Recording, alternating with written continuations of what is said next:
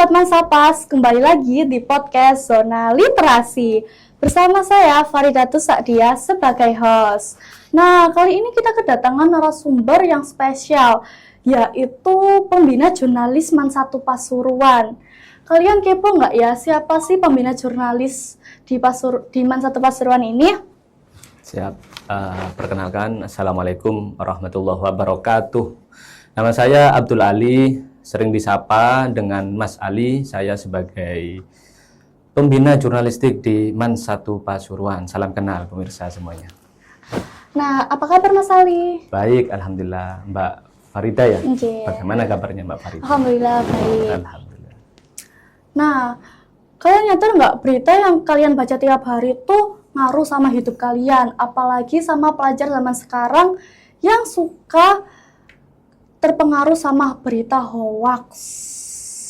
Nah, di podcast kali ini kita bakal bahas apa sih peran jurnalis itu. Nah, Mas Ali, seberapa besar peran jurnalis dalam membentuk sikap skeptis terhadap isu sosial dan politik? Oke, ya ini politik negara apa politik sekolah ini? Politik sekolah. Ya, jadi jurnalis itu memiliki fungsi seperti yang tertuang dalam UU nomor 40 tahun 99. Fungsinya adalah satu, informasi, yang kedua pendidikan, yang ketiga itu tentang kontrol sosial.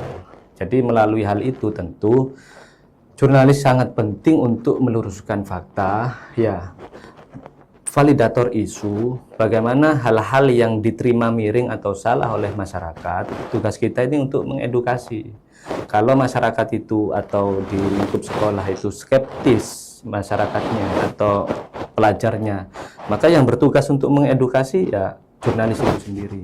Bagaimana dia memberikan informasi yang benar, bagaimana dia memberikan pembelajaran yang benar, sehingga partisipasi masyarakat, baik masyarakat sekolah ataupun masyarakat di luar sana dalam politik negara, itu lebih berperan aktif. Jika tidak begitu, maka pembangunan itu tidak akan berjalan dengan optimal. Yang membawa isu dari miring kepada lurus, yang mengedukasi dari skeptis menjadi tidak skeptis, itu jurnalis. Maka seberapa penting peran jurnalis? Vital, bukan lagi penting, tapi di atas penting itu sendiri. Harus hadir jurnalis untuk menangkal hoax dan mengedukasi masyarakat dari yang malas menjadi bersemangat. Seperti itu. Berarti jurnalis ini sangat penting banget di dalam hidup kita nih Mas Ali. Sangat penting sekali. Oke, kalau ngomongin soal skeptis, pasti nggak jauh dari soal netralitas. Netralitas, siap. Netralitas jurnalis tuh penting nggak sih? Oke, jadi gini, manfaat untuk mengikuti pembelajaran jurnalistik, kalau kita kaitkan dengan pendidikan di lembaga pendidikan ya, di sekolah, jurnalis sekolah, ya bukan jurnalis yang di luar ya. Apakah ini untuk netralitasnya itu akan terbangun? Oh iya, harus terbangun, karena memang kita pelopor terhadap netralitas itu sendiri. Nah, tapi masyarakat yang kurang paham terkadang menganggap bahwa pers, media massa atau jurnalis itu memihak atau tidak netral. Di sini saya ingin menjelaskan bahwa perusahaan pers, media massa, ya, atau aktivitas jurnalistik itu dilakukan oleh sebuah perusahaan yang izinnya sebagai business oriented. Jadi media massa itu bisnis, orientasinya mencari uang, seperti itu. Netral apa tidak netral harus difahami bahwa proses mencari uangnya seorang jurnalis atau sebuah media massa itu dengan jasa publikasi. Jadi begini, saya kasih contoh ya, netralitas itu sangat kelihatan dan sangat dibahas ketika momentum pemilu biasanya. Oh, media ini tidak netral, memihak atau mendukung calon yang ini, bukan calon yang itu, atau tidak mendukung keduanya. Yang banyak diobrolin tentang netralitas di kala pemilu. Saya jelaskan bahwa media massa itu tugasnya mempublikasikan. Yang dipublikasikan harus benar sesuai fakta. Siapa yang dipublikasikan terserah. Jadi misalkan ada politik di momentum pemilu ya, ada A dan B sedang bersaing. Kemudian A telepon saya, telepon jurnalis atau telepon media massa, tolong beritakan kami ada aktivitas. Kemudian kami dibayar sebagai jasa publikasi. Apakah kita disebut tidak netral? Nah, ya. Netral. Netral. Tugas kita bukan mendukung siapapun. Tugas jurnalis itu satu, mempublikasikan, karena dia itu business oriented. Dia itu mencari uang dari jasa publikasi. Siapapun yang minta dipublikasikan harus dipublikasikan. Ya, apakah ketika saya mempublikasikan calon A tidak calon B, apakah salah? Tidak. Yang penting kita mempublikasikan dengan catatan ada kode etik jurnalistik. Apa isinya? Memberitakan sesuai aktualnya, sesuai faktanya. Misalkan calon A ini ya beraktivitas baksos nih, bantu-bantu orang, ngasih sembako jumlahnya 100, terus dibisikin, kamu tak bayar. Tapi bilang ya 1000 sembako. Ah, ini tidak ini bukan netral dan tidak netral, tapi ini tidak aktual, salah.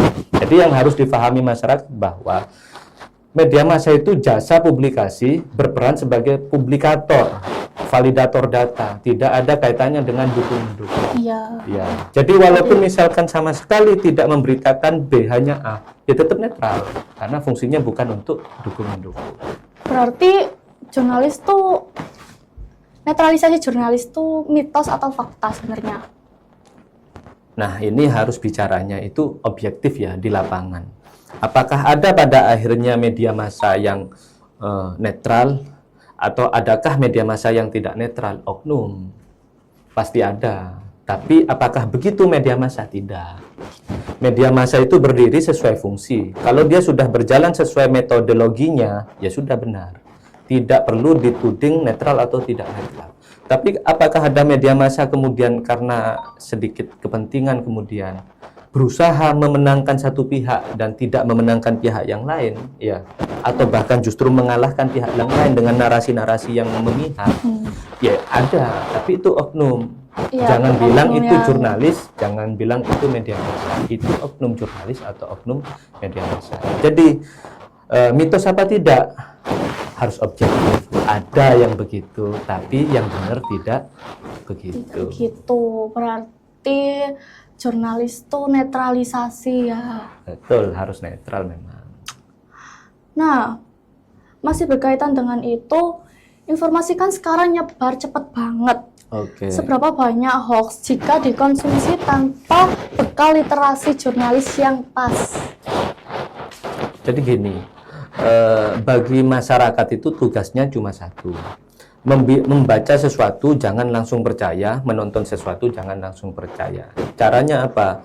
Misalkan nih ada informasi yang beredar di sosmed atau di media massa, cross check dulu ke lapangan. Kalau tidak mampu, cross check dulu dengan mempertimbangkan uploadan media-media yang lain.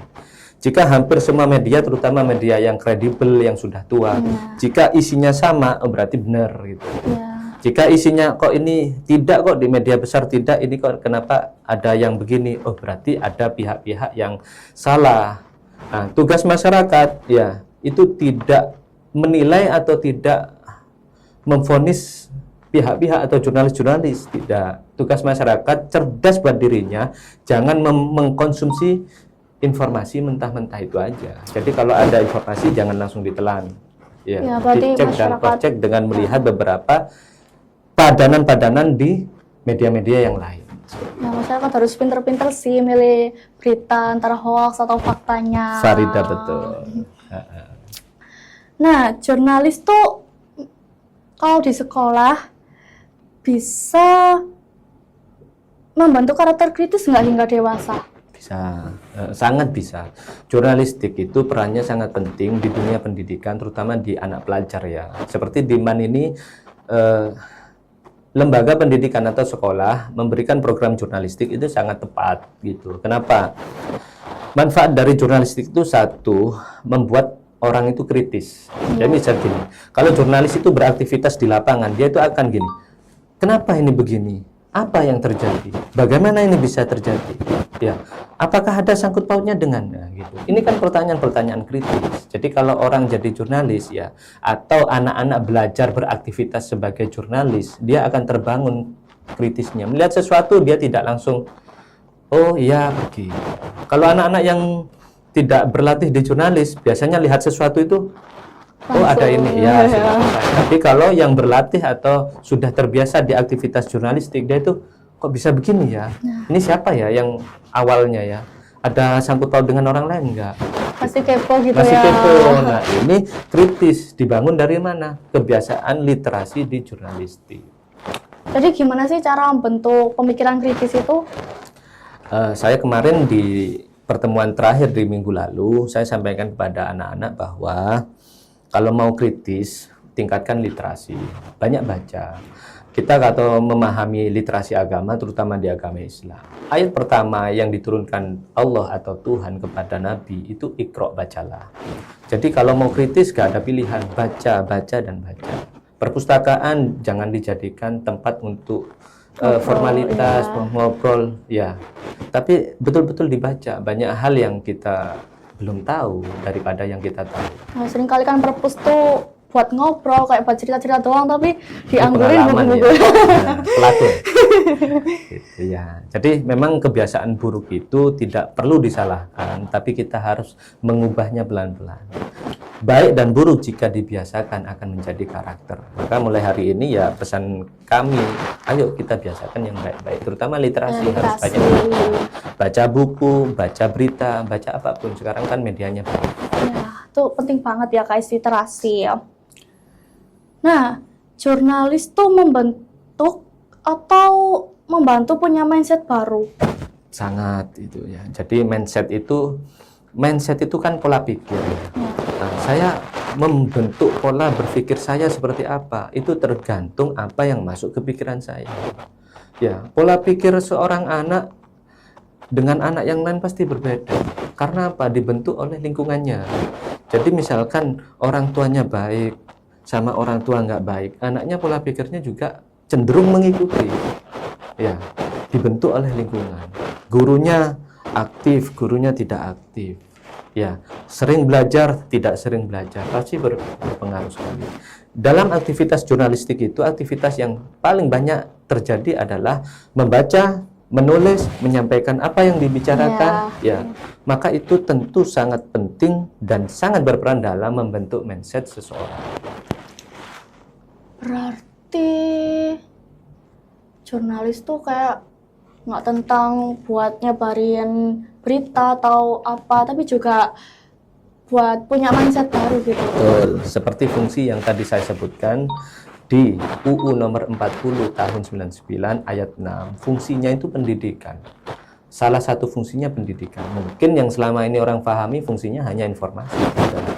Jadi media massa atau jurnalistik harus ada aktivitas mendidik. Begitu. Tidak hanya menginfokan tapi juga mendidik. Mendidik bakal punya mindset yang lebih kuat gitu. Siap, betul. Nah, segitu guys obrolan kita kali ini. Jurnalis tuh bukan tentang menyebarkan berita-berita, tapi jurnalis tuh juga punya mindset buat pemikiran kalian biar nggak tersebar berita-berita hoax. Betul. Terima kasih Mas Ali atas waktunya. Sama-sama Mbak Farida ya. Sukses selalu. Ya, terima kasih guys. Kalau kalian suka konten kita hari ini, jangan lupa subscribe, follow, dan komen ya. Sampai jumpa di episode selanjutnya. See you.